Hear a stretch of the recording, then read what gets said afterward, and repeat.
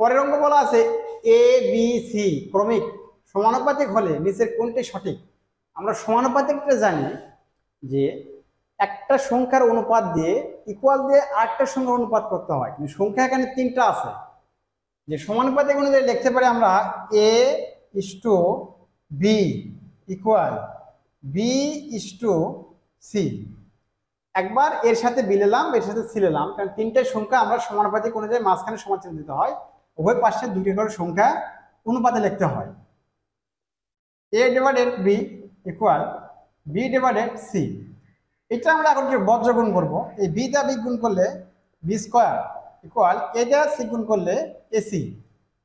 এই যে B square AC, এটা কিন্তু অ্যান্সার। এটা যে অপশনের মধ্যে আছে সঠিক হবে।